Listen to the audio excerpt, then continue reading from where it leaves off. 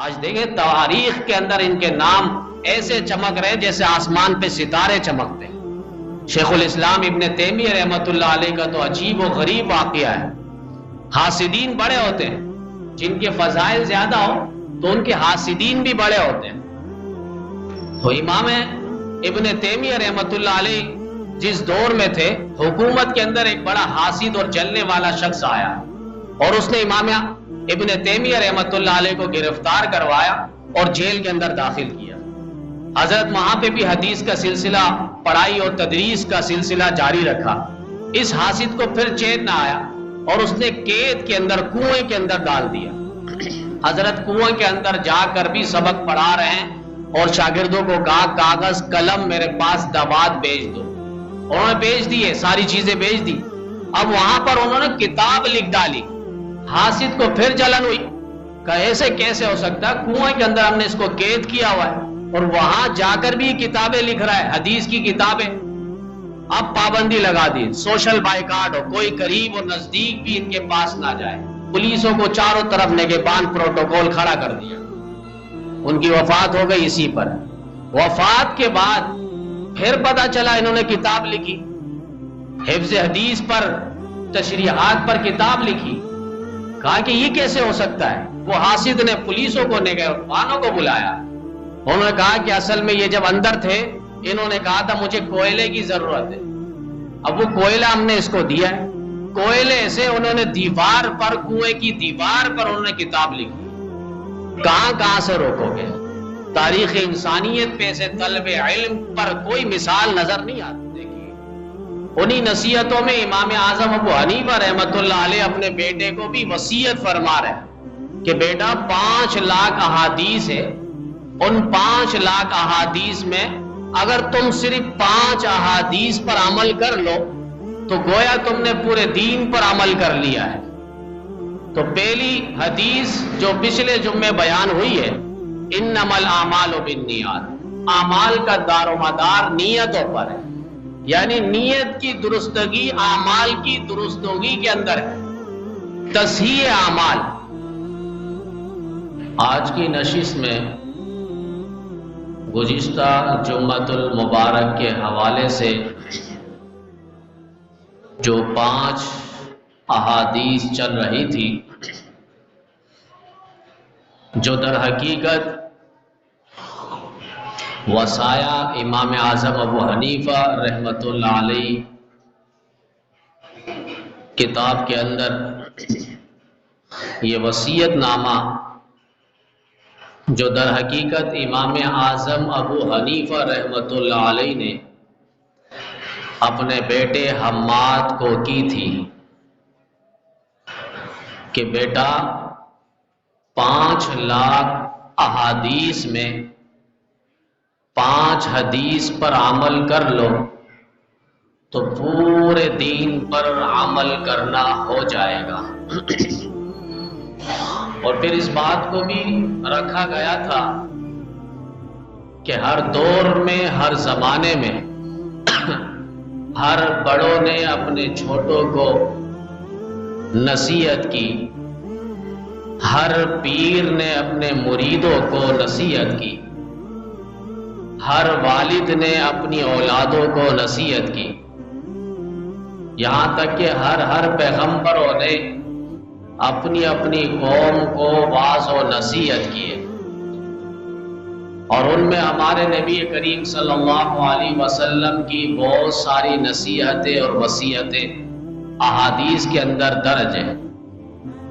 ان میں ایک نصیحت ہے، حضرت سیدنا ابو ہریرہ رضی اللہ تعالیٰ عنہ فرماتے ہیں مجھے میرے آقا و مولا محبوب خدا محمد عربی صلی اللہ علیہ وسلم نے 3 نصیحتیں کی تھی اور میں مرتے دم تک ان 3 نصیحتوں کو کبھی بھی نہیں چھوڑوں گا۔ ان میں پہلی نصیحت نبی کریم صلی اللہ علیہ وسلم نے فرمایا کہ ہر مہینے کے 3 روزے رکھا کرو، جسے ایام 20 بھی کہا جاتا ہے، اور ہر مہینے یہ 3 روزے رکھنا گویا پوری زندگی مسلسل روزے رکھنے کے مترادف ہوگا۔ ترمذی حدیث کی کتاب۔ دوسری نصیحت فرمائی کہ چاشت کی نماز کی پابندی کرنا۔ جو صبح کے وقت چاشت کی نماز ہوتی ہے 2-4 رکعت جو بھی بنیت نفل، وہ نماز پڑھنا اور اس کی پابندی کرنا۔ امام الانبیاء صلی اللہ علیہ وسلم نے فرمایا جنت الفردوس میں ایک دروازہ ہے جس کا نام باب الضحیٰ ہے، اور جو چاش کی نماز کی پابندی کرتا ہے اللہ تعالیٰ اس کو اعزاز کے ساتھ اس دروازے سے عبور کروائیں گے، داخل کروائیں گے۔ اور یہاں تک فرمایا جو مسلسل دائمی اس چاش کی نماز کی پابندی کرتا ہے اس کے گناہ سمندر کے جھاگ کے برابر ہو، اللہ تعالیٰ سارے گناہوں کو ختم کر دے گا۔ یہ دوسری نصیحت فرمائی۔ اور تیسری نصیحت فرمائے وتر کی نماز سونے سے پہلے پہلے پڑھنا۔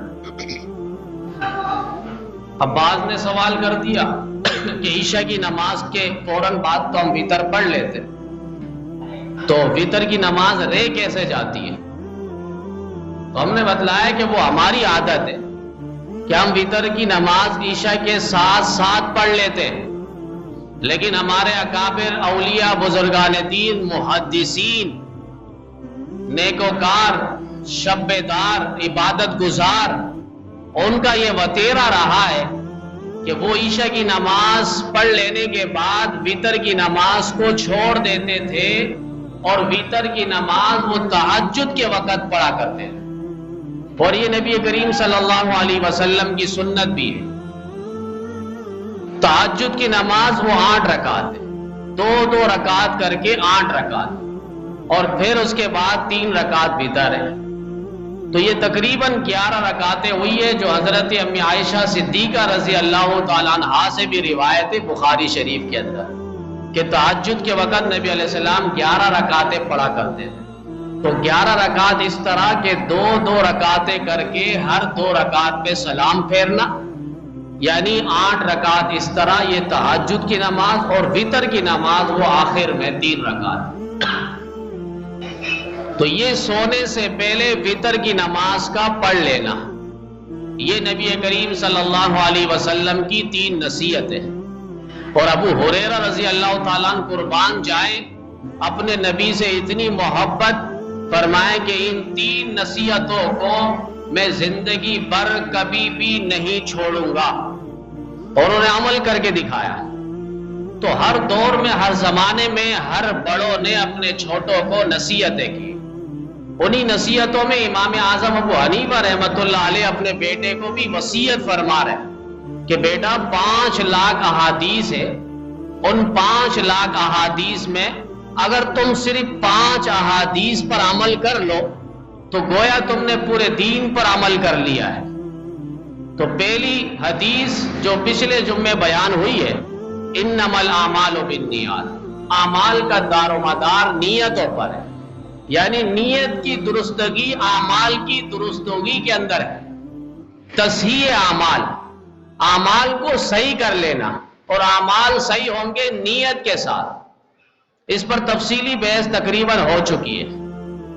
دوسری حدیث جو امام اعظم ابو حنیفہ اپنے بیٹے حماد کو فرما رہے ہیں کہ من حسن اسلام المرء ترکہ ما لا یعنی، کہ بیٹا اس حدیث پر بھی عمل کر لو، اور یہ بات بھی ذہن نشین رہے کہ ہمیشہ نصیحت کرتے وقت ہمدردی کا جذبہ ہونا چاہیے، نصیحت کرتے وقت اخلاق کا مظاہرہ کرنا چاہیے، نصیحت کرتے وقت محبت کا، اپنائیت کا اور عقیدت کا پہلو مد نظر رکھنا چاہیے۔ ہم بعض اوقات نصیحت کرتے ہیں لیکن نصیحت کے اندر یا تو طنز ہوگا یا تنقید کی بارشیں ہوگی، اس کو سمجھانا نہیں ہے بلکہ اس کو اس طرح کہہ کر اس کی انسلٹ اور توہین مترادف ہے۔ تو خاص طور پہ نصیحت کے اندر اس پہلو کو مد نظر رکھا جائے کہ ہم جسے بھی نصیحت کریں تو وہ نصیحت بئی معنی نصیحت ہو، اس کے اندر اخلاق ہو، محبت ہو، ہمدردی ہو، احساس ہو، غم خواری ہو، خیر خواہی کا جذبہ ہو، کہ میں اس بھائی کو یہ بات سمجھا دوں، شاید اس کے علم میں یہ بات موجود نہیں ہے۔ تو امام اعظم ابو حنیفہ اپنے بیٹے کو وصیت فرما رہے، دوسری حدیث، من حسن اسلام المرء ترکہ ما لا یعنی، انسان کے اسلام کے حسن میں سے، خوبی اور کمالات میں سے ایک کمال یہ ہے، ترکہ ما لا یعنی، یعنی وہ چھوڑ دے لا یعنی باتوں کو، فضول باتوں کو، ان بحث کے اندر، ان باتوں کے اندر، ان مجلس کے اندر وہ اپنے آپ کو نہ کھپائے، نہ لگائے، جن مجلسوں میں، جن باتوں میں، جن گپ شپ کے اندر، جن مجلس کے اندر اس کو کوئی فائدہ نہ ہو، نہ دنیاوی فائدہ نہ اخروی فائدہ۔ فرمائے کہ ایسے مجالس سے وہ اپنے آپ کو بچائے، ترکہ ما لا یعنی، لا یعنی اور فضول باتوں سے اپنے آپ کو دور رکھے۔ یہ تصحیح اوقات کا ایک لحاظ سے پہلو نظر آتا ہے۔ نبی علیہ السلام بتلانا چاہ رہے ہیں وقت کو اہمیت سمجھو، وقت کی قدر و منزلت سمجھو، یہ وقت چلا جائے تو پھر وقت واپس نہیں آئے گا۔ 100 روپے کا نوٹ چلا جائے واپس آ جائے گا، سونا گم ہو جائے واپس آ جائے گا۔ اسی لیے عرب والے کہتے ہیں الوقت من ذهب وفضہ، کہ وقت جو ہے وہ سونے سے اور چاندی سے زیادہ قیمتی ہے، چونکہ وقت جانے کے بعد پھر نہیں آتا، اور سونا اور چاندی جانے کے بعد، گم ہو جانے کے بعد واپس آ جاتا ہے۔ تو وقت کی قدر و منزلت کو، اہمیت کو اجاگر کرنے کے لیے نبی علیہ السلام فرما رہے ہیں کہ لا یعنی اور فضول باتوں سے اپنے آپ کو دور رکھو، ان چیزوں کو چھوڑ دو، اس کی قدر و منزلت اور اہمیت نبی علیہ السلام فرما رہے ہیں۔ ہم تو فضول باتوں کے اندر لگتے ہیں، اور اب تو ماشاءاللہ موبائل ہے، اس کا تو کچھ کہنا ہی نہیں۔ دوست دوست سے بچھڑ گیا، دوست دوست کو نہیں پہچان رہا، باپ اولاد کو بھول گیا، اولاد ہے تو باپ کو بھول گیا، بہن بیٹی ہے ماں کو بھول گئی، ماں ہے تو بیٹی کو بھول گئی۔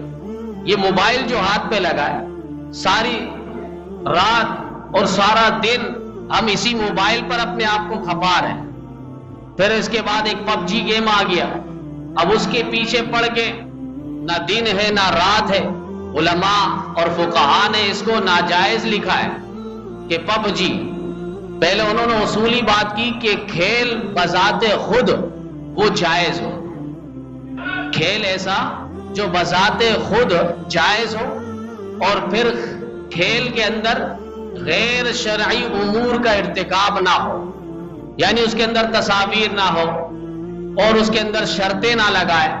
جانبین میں شرطیں لگاتے ہیں، کرکٹ ہے، فٹ بال ہے، دونوں طرف سے لوگ آپس میں شرطیں لگاتے ہیں کہ جو جیت گیا اس کو 1000 روپے، 2000 روپے، 5000، 10000۔ یہ جانبین سے جو شرط ہے، دونوں طرف کی ٹیموں سے جو شرطیں لگ رہی ہے، یہ ناجائز ہے۔ اور اسی طریقے سے فرمائیں کہ اس کو کھیل اتنا غلو کے ساتھ نہ ہو، اتنی زیادتی کے ساتھ یہ کھیل نہ کھیلا جائے جس سے فرائض اور واجبات چھوٹ رہے ہوں۔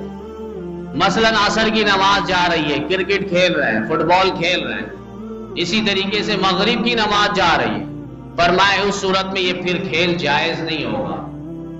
تو پف جی، اس کے اندر بھی یہ سارے مفاسد پائے جا رہے ہیں، ساری بیکار چیزیں پائی جا رہی ہیں، تصاویر ہے، لوگ اس کو کھیل رہے ہیں، کتنے باقاعدہ مشاہدے کے اندر ہے کہ لوگ موت پہ بھی جا رہے ہیں، اور اس سے باقاعدہ ڈپریشن اور پریشانی اس کے دل و دماغ پر حاوی ہو رہی ہے۔ تو یہ بہت سارے مفاسد اس کے اندر پائے جا رہے ہیں، جس کی وجہ سے علماء اور فقہاء نے فرمایا کہ یہ کھیل ناجائز ہے، اس سے اجتناب کریں۔ تو لا یعنی اور فضول باتوں سے ہمارے اکابر اسلاف بزرگان دین نے وقت کی ایسی قدر و منزلت دکھائی ہے، اور ایسی قدر کی ہے، اور ایسے وقت کو انہوں نے خرچ کیا ہے جیسے بخیل اور کنجوس پیسے درم اور دنانیر کو خرچ کرتے ہوئے کتنا کنجوسی کا مظاہرہ کرتا ہے۔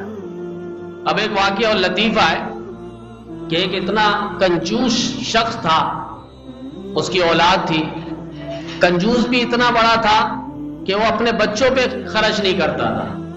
وہ بعض نے کہا نا اتنا کنجوس ہے کہ اپنا بخار بھی کسی کو نہ دے, اپنا پسینہ بھی کسی کو نہ دے. لیکن یہ کنجوس کہ والد, بچوں نے کہا کہ ہمیں پراٹھے والا پراٹھا, گھی والا پراٹھا کھانا ہے. تو والد نے کہا ٹھیک ہے, ڈبہ لے کر آ گئے وہ گھی کا. اب روٹی تو پکا دی, بچوں کو کہا کہ ایسا کرو گھی کے ڈبے کے اوپر ہی روٹی کو مل لو اور اسی کو کھا لو, بس سمجھو کہ ہم گھی والا پراٹھا کھا رہے ہیں. سب بچوں نے خوشی کا اظہار کیا اور کہا کہ گھی کا ڈبہ تو واقعی بھرا ہوا ہے, اسی کو لپیٹ کے وہ لوگ کھانے لگے. ایک دن والد جانے لگا اور گھی کے ڈبے کو الماری میں رکھ کے گیا. کہا سفر ہے, لمبا ہے, آنے میں دیر ہو سکتی ہے, ایسا نہ ہو تم لوگ گھی واقعی نکال کے کھانے لگو. تو الماری میں رکھ دیا اور الماری کو تالا لگا دیا. بچوں کو کہہ دیا کہ میں نے الماری میں گھی کا ڈبہ رکھ دیا ہے. سفر سے آیا, بچوں سے کہا کہ تم نے روٹی کھا لی؟ کہا ہاں, پراٹھے والا, گھی والا ہم نے پراٹھا کھایا ہے. کہا وہ کیسے؟ کہا ہم نے الماری میں لگا کے, الماری کے دیوار پہ لوہے پہ لگا کے ہم نے وہ گھی والا پراٹھا کھایا ہے. اب باپ کی کنجوسی کو بھی آپ دیکھیں. کہا کہ اتنا بھی صبر نہیں ہوا کہ تمہارا والد اور باپ سفر سے آ جائے پھر اس کے بعد تم گھی والا پراٹھا کھاتے. یعنی وہ گھی کا ڈبہ الماری کے اندر اور الماری کے اوپر گیٹ پہ بچوں نے صرف پراٹھا اور روٹی کو لگا کر پراٹھا سمجھ کے وہ کھانے لگے. تو انہوں نے کہا کہ اتنا کنجوس. تو ایسے بھی معاشرے میں کنجوس ہوتے ہیں, دوستوں میں بھی, جو پیسہ جیب سے نہیں نکالتے, ہر وقت وہ چاہتے ہیں کہ ہمارا دوسرا بھائی نکالے. اب ایک اور دوست نے کہا کہ جب بھی مجھے کھانے پینے کو دل کرتا تو میں اپنے دوست کو کہتا کہ چلو میرے ساتھ کچھ کھانے پینے کو.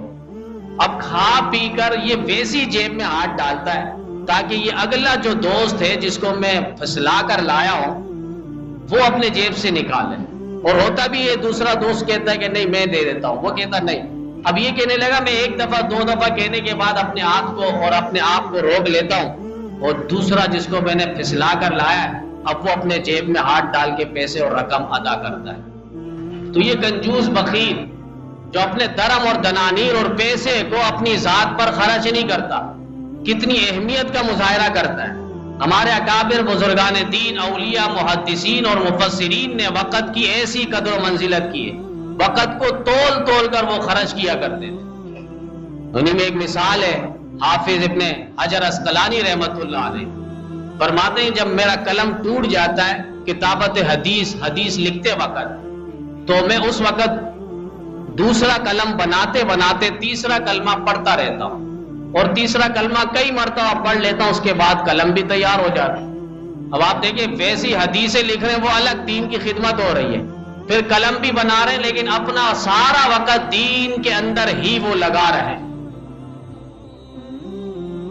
ابن ابو قیس رحمت اللہ علیہ بہت بڑے محدث گزرے, ان کے واقعات میں لکھا ہے کہ وہ کسی سے ملاقات نہیں کرتے تھے, حفظ حدیث, کتابت حدیث, امت کی فکر پہ وہ حدیث یاد کرتے تھے اور لکھتے تھے, اس کی تشریحات کرتے تھے.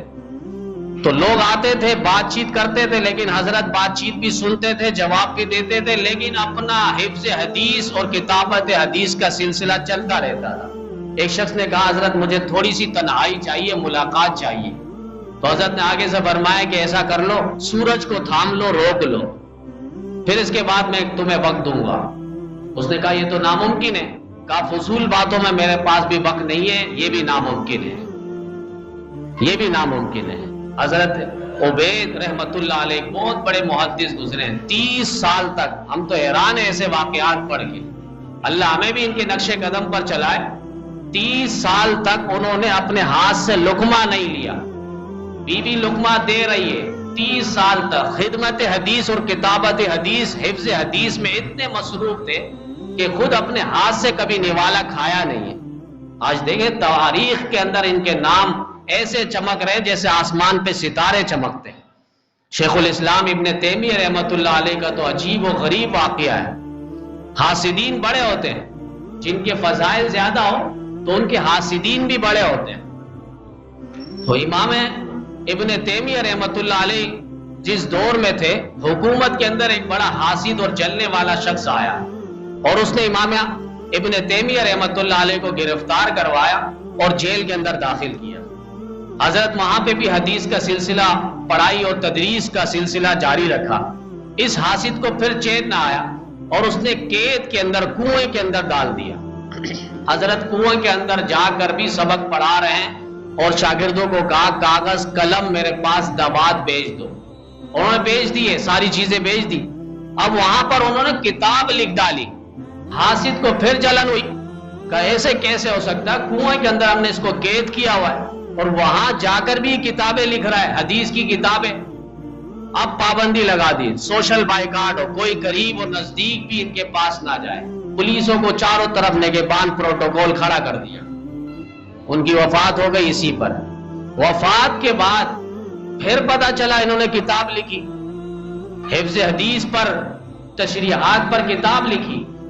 کہا کہ یہ کیسے ہو سکتا ہے؟ وہ حاسد نے پولیسوں کو، نگہبانوں کو بلایا۔ انہوں نے کہا کہ اصل میں یہ جب اندر تھے انہوں نے کہا تھا مجھے کوئلے کی ضرورت ہے، اب وہ کوئلہ ہم نے اس کو دیا ہے۔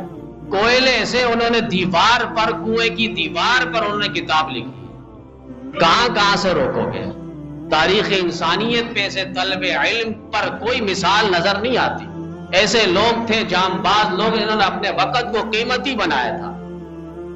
استاد اور شاگرد امام محمد رحمت اللہ علیہ ایک گاؤں میں درس دے رہے ہیں، دوسرے گاؤں کے لوگ آ گئے، حضرت ہمارے پاس بھی آ کر آپ حدیث کا درس دیں۔ کہا میرے پاس اتنا وقت نہیں، یہاں سے ہی فرصت نہیں ملتی، کام تیز رفتار گھوڑا آپ کو دے دیں گے، وہ ایک چند منٹوں پہ آپ ہمارے گاؤں میں پہنچیں گے، وہاں سے پھر آپ ادھر آ جانا واپس۔ انہوں نے کہا اگر اس طرح ہے تو پھر ٹھیک ہے، طے ہو گیا۔ اسی دوران ایک اندلس سے ابن مخلد رحمت اللہ علیہ آئے اور انہوں نے آ کر کہا کہ حضرت مجھے بھی کچھ حدیث کا سبق چاہیے۔ انہوں نے کہا کہ اب تو کوئی وقت نہیں ہے، میری تو ساری مصروفیات ہے۔ تو انہوں نے کہا کہ اب کیسا ہو سکتا ہے؟ تو شاگرد نے کہا کہ ایسا کر لیں، آپ کے پاس جو یہ وقت ہے، آنے جانے کا جو سفر ہے، اس سفر کے دوران آپ گھوڑے پر سوار ہوں گے، میں تیز تیز بھاگ رہا ہوں گا، آپ تقریر کرنا اور درس دینا، مجھے سبق پڑھانا، میں اسی کو یاد کر لوں گا۔ اب آپ دیکھیں ایسے انہوں نے وقت کی اہمیت منوائی ہے۔ الوقت من ذهب وفضة، تو اسی لیے نبی علیہ السلام نے فرمایا کہ وقت کی قدر و منزلت سمجھو، جو آج وقت ہے وہ پھر جانے کے بعد یہ وقت دوبارہ نہیں ملے گا۔ پیالہ گم ہو جانے پر، ٹوٹ جانے پر ہم بچوں کو لتاڑتے ہیں، لیکن وقت کے گم ہو جانے پر، گپ شپ فضول لایانی باتوں پر ہمیں جون تک نہیں رینگتی۔ اگر کسی کے 70 سال عمر ہو اور کوئی ولی کہے کہ بھائی مجھے کشف ہوا ہے، اللہ تعالیٰ نے خواب کے ذریعے بتلایا کہ تمہارا جو 3 سال ہے وہ کم ہو گیا ہے، اب آپ بتائیں وہ روئے گا یا نہیں روئے گا؟ میرے 3 سال کم ہو گئے، لیکن ہمارا جو پورا 24 گھنٹے کی زندگی ہے اس کے اندر ہم کتنا فضول گپ شپ لگا رہے ہیں۔ اس ساروں کو ہم تقسیم کرتے رہیں اور آخری وقت ہم جب سوچے کہ 40 سال ہے، 50 سال زندگی ہے، 60 سال ہے، تقریباً ہم دیکھیں تو ہمارا 10 سال ان فضول باتوں کے اندر، لایانی باتوں کے اندر گزر رہا ہے۔ یہ 10 سال ہمارے فضول کاموں کے اندر گزر گئے، لیکن وہاں کوئی افسوس نہیں ہو رہا۔ یہاں 3 سال کم ہو گئے، ولی نے بتلایا کشف کے ذریعے کہ آپ کے 3 سال کم ہو گئے، یہاں پریشان ہو جاتا ہے۔ تو وقت کو ہم کوشش کریں، اس کو اہمیت دیں اور قدر و منزلت بنائیں اور اعمال کے ساتھ اس کو سنوارنے کی کوشش ہو۔ دوسرے نمبر پر تیسری حدیث فرمائے کہ لا یؤمن احدکم حتی یحب لاخیہ ما یحب لنفسہ۔ نبی علیہ السلام نے فرمایا تم میں اس وقت مومن نہیں ہو سکتا، تم میں وہ شخص مومن نہیں ہو سکتا جو اپنے بھائی کے لیے وہ نہ سوچے جو اپنے لیے سوچ رہا ہے، یعنی اپنے لیے جو سوچ رہا ہے وہ دوسرے مسلمان بھائی کے لیے بھی سوچے، پھر یہ کامل مومن اور مسلمان ہے۔ جیسے ہم سوچتے ہیں کہ ہم چاہتے ہم سے غلطی ہو جائے تو دوسرا معاف کر دے، تو اسی طرح جب دوسرے سے غلطی ہو جائے ہم معاف کر دیں۔ ہم چاہتے ہیں کہ ہمیں کوئی دھوکہ نہ دے تو ہم یہ بھی چاہیں کہ پھر ہم دوسرے کو بھی دھوکہ نہ دیں۔ ہم چاہتے ہیں کہ ہم حسن ظن کا مظاہرہ کریں تو دوسرا بھی ہمارے ساتھ خود بخود حسن ظن کا مظاہرہ کرے۔ ہر شخص چاہتا ہے بہت اچھی بیوی ہو، وفادار ہو، خدمت گزار ہو اور ہر اعتبار سے گھر کا رہن سہن سنبھالنے والی ہو، تو جب یہ چاہتے ہیں تو پھر بیوی بھی چاہتی ہے کہ وہ وفادار ہو اور محبت کے ساتھ پیش آنے والا ہو اور دھوکہ نہ دینے والا ہو، عزت کا محافظ ہو۔ ہم جب اپنی بیوی کے لیے چاہتے ہیں تو بیوی بھی یہی چاہتی ہے کہ میرا شوہر، میرا خاوند اس طرح ہو۔ قاضی موسیٰ بن یسار رحمت اللہ علیہ کے زمانے میں ایک واقعہ پیش آیا ان کی عدالت میں۔ میاں بیوی کا جھگڑا ہوا اور جھگڑا اس قدر آگے پھیل گیا کہ بیوی نے طلاق کا مطالبہ کر دیا۔ اب وہ شوہر جو تھا وہ دینے پر راضی نہیں تھا، تو بیوی نے کہا مجھے طلاق بھی دو، میرا جو حق مہر بنتا ہے وہ بھی دو، 500 دینار حق مہر۔ بار کے قاضی موسیٰ بن یسار رحمت اللہ علیہ نے گواہوں کو بلوایا اور پہلے کہا کہ واقعی یہ بیوی اس کی ہے یا نہیں، پہلے گواہان اس کی شناخت کرے، پہچانے، پھر اس کے بعد آگے فیصلہ ہوگا۔ اب بیوی برقعے میں، پردے میں، اب وہ گواہان آگے آ گئے تو قرآن کریم کی آیت الا ما ظہر منہا، اگر مجبوری، سخت مجبوری آ جائے تو عورت اگر اپنا چہرہ دکھائے عدالت، قاضی، جج کو تو اجازت ہے مجبوری کی حالت میں۔ تو قاضی نے کہا موسیٰ بن یسار نے کہ مجبوری ہے لہذا دکھلا سکتے ہیں آپ چہرہ۔ اب شوہر فوراً کھڑا ہوا اور اس نے کہا کہ نہیں، ایسا نہیں ہونے دوں گا، میں 500 دینار اپنی بیوی کو دیتا ہوں، جس چیز کا بھی مطالبہ یہ کرے میں وہ پورا کروں گا، لیکن میری بیوی کسی اور کے سامنے اپنا نقاب اٹھائے، حجاب اٹھائے، چہرہ دکھائے، میری غیرت اس کا اجازت نہیں دیتا۔ اب بیوی نے دیکھا یہ میرے لیے غیرت کھا رہا ہے، تو بیوی نے بھی آگے سے غیرت کھائی اور کہا کہ ٹھیک ہے، اگر یہ میرے لیے غیرت کھاتا ہے تو میں نہ طلاق کا مطالبہ کرتی ہوں، نہ مجھے 500 دینار چاہیے، میں انہی کے ساتھ رہوں گی۔ اس کے بعد قاضی موسیٰ بن یسار رحمت اللہ علیہ نے دونوں کو ہنسی خوشی گھر واپس بھیج دیا۔ تو ایسے بھی واقعات ہیں، ہم دوسروں کے لیے جو سوچیں گے، کوشش اپنے لیے جو ہم سوچتے ہیں دوسروں کے لیے بھی ہم وہی سوچیں، اپنے لیے ہم اچھے سے اچھا سوچتے ہیں۔ اب اگر کوئی کسی کو عطر دے تو بالکل 20، 30، 50 روپے، اپنے لیے وہ پھر 2000، 5000، 10,000 والی عطر وہ استعمال کر رہا ہوتا ہے، اپنے لیے کچھ اور ہے، دوسرے کے لیے کچھ اور ہے، تو یہ فرمایا یہ مومن کامل نہیں ہے۔ حدیث فرمایا الحلال بین والحرام بین وبینہما مشتبہات، حرام بھی واضح ہے، حلال بھی واضح ہے، ہر شخص جانتا ہے یہ حلال ہے، یہ حرام ہے، اور ان کے درمیان جو چیزیں وہ مشتبہات ہے اس کے بارے میں کنفرم معلوم نہیں ہے۔ اس پر علماء محدثین نے بڑی تشریحات کی ہے۔ تو حلال استعمال کرنا، حرام سے بچنا، اور بعض تو اولیاء مقربین باقاعدہ مشتبہات سے بھی بچتے ہیں جس میں شک شبہ ہے، کنفرم معلوم نہیں، جائز ہے ناجائز ہے، اس سے بھی بچتے ہیں، اپنے آپ کو بچاتے ہیں۔ فرمائے یہ مقرب بننے کی علامت ہے، تقوی اس کے اندر آ چکا ہے، اور تقوی اور ولایت اس کو مقام حاصل ہے۔ حضرت خواجہ عبد المالک صدیقی رحمت اللہ علیہ وقت کے بہت بڑے ولی گزرے ہیں، بہت بڑے ولی، فرماتے ہیں کہ سردی اور گرمی دونوں موسموں میں یہ چھتری لے کر نکلتے تھے۔ ایک موقع پہ علماء کثیر تعداد میں تھے مجلس میں، ایک عالم دین نے آگے بڑھ کے پوچھ لیا، حضرت نے کہا یہ راز کی باتیں سے رہنے دو۔ کہا حضرت گرمی میں تو ہمیں سمجھ میں آتا ہے کہ چھتری آپ دھوپ سے بچنے کے لیے کرتے ہیں، لیکن سردی میں کیا وجہ ہے؟ تو حضرت نے فرمایا کہ سردی میں یا گرمی میں اصل جو یہ چھتری لیتا ہوں اس لیے لیتا ہوں کہ کہیں آگے سے کوئی غیر محرم عورت آ رہی ہوتی ہے تو میں چھتری کا رخ اس طرف جھکا دیتا ہوں تاکہ میری نظر اس پر اور اس کے وجود اور کپڑوں تک نہ پڑے۔ ایسے انہوں نے تقوی والی زندگی اپنائی، اور پھر ولایت اس پر تو جو وقت نہیں ہے، تو جو اللہ نے ان کو مقام اور مرتبہ دیا ہے۔ ہمارے باقاعدہ قانون دانوں نے یہ قانون پاس کیا ہے کہ 13 سیکنڈ تک آپ خاتون کو دیکھ سکتے ہیں، 13 سیکنڈ تک یعنی معاف ہے، 14 سیکنڈ پہ پھر گرفتاری ہے۔ اور نبی علیہ السلام کیا فرما رہے ہیں حضرت علی رضی اللہ تعالیٰ عنہ سے، لا تتبع النظرۃ النظر فإن لک الأولى ولیست لک الآخرہ۔ اے علی ایک نظر معاف، غلطی سے اٹھ گئی، فرمایا معاف، اس کے بعد جو دوسری نظر اٹھے گی اس پہ گرفت ہے، پکڑ ہے۔ یہ نبی قانون ہے، نبی علیہ السلام کا قانون۔ ایسے پاک باز لوگ تھے. نظر کیا نبی علیہ السلام مجلس میں تشریف فرما ہے, صحابہ سے ایک سوال کر لیا, عورتوں میں سب سے بہترین چیز کیا ہے, سب سے زیادہ بہترین چیز کیا ہے؟ سارے صحابہ خاموش ہیں. حضرت علی رضی اللہ تعالیٰ عنہ فوراً اٹھے, چپکے سے حضرت فاطمہ رضی اللہ تعالیٰ عنہ اپنی بیوی کے پاس گئے اور ان سے جا کر یہ سوال کیا. تو حضرت فاطمہ رضی اللہ تعالیٰ عنہ فرمانے لگی کہ آپ لوگ یہ کیوں نہیں کہتے, عورتوں میں سب سے زیادہ بہترین یہ ہے کہ وہ نہ کسی مردوں کو دیکھے نہ مرد اس کو دیکھے, نہ وہ مردوں کو دیکھے وہ عورت, نہ مرد اس کو دیکھے. حضرت علی فوراً آئے, مجلس میں بیٹھ گئے, نبی علیہ السلام کو جواب دیا. حضرت علی سے نبی علیہ السلام نے فرمایا, علی یہ جواب آپ نے کہاں سے لایا؟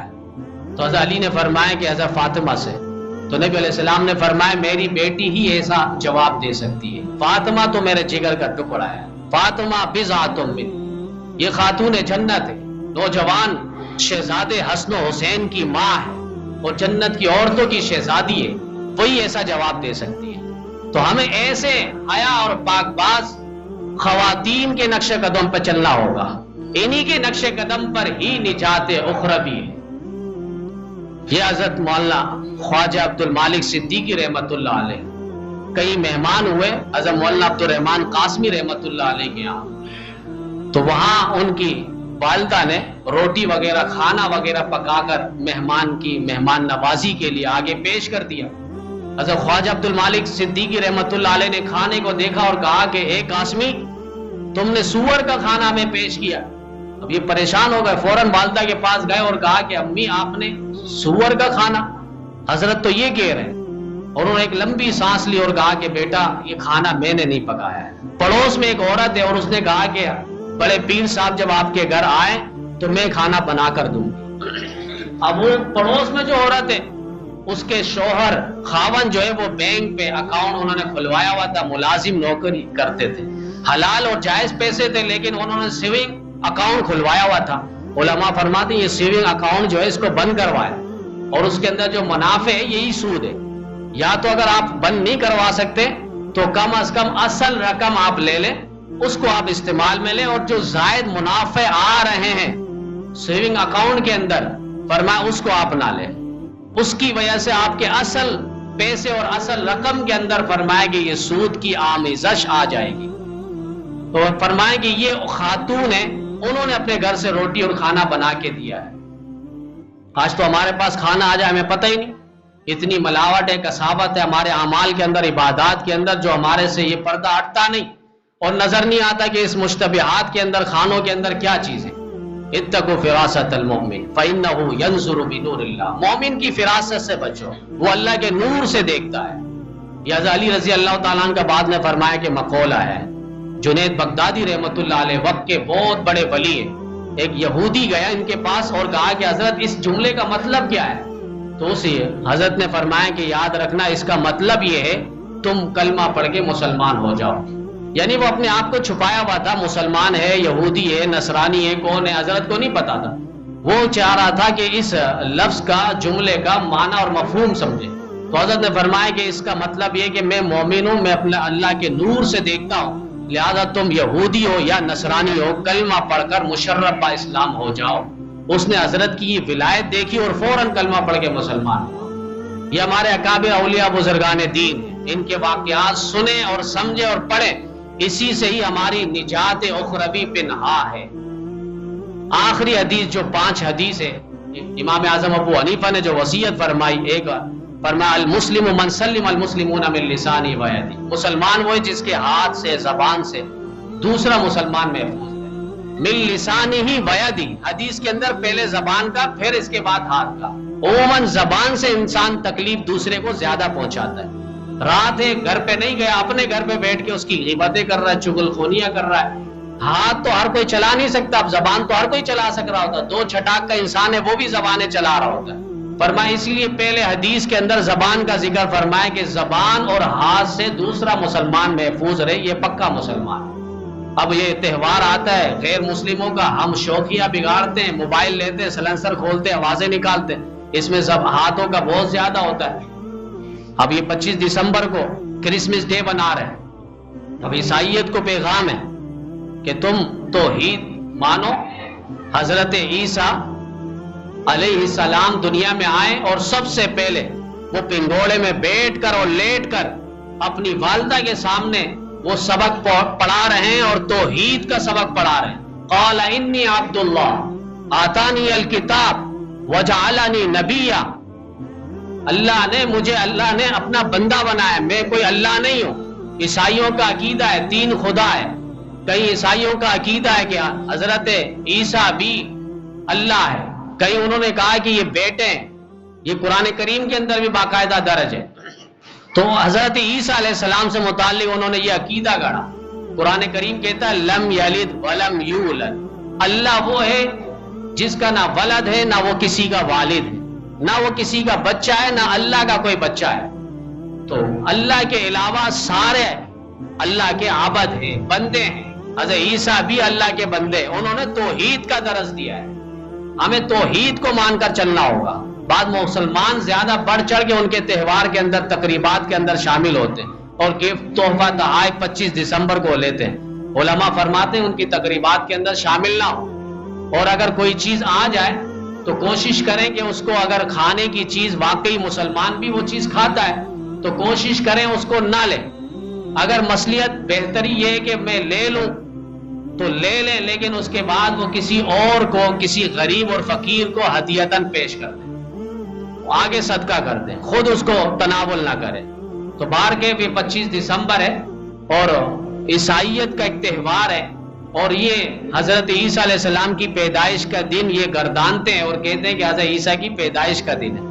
جبکہ تاریخ کا مطالعہ ہو تو کہیں بھی صحیح تاریخ، حتمی تاریخ ہے ہی نہیں کہ 25 دسمبر کو حضرت عیسیٰ کی ولادت ہوئی.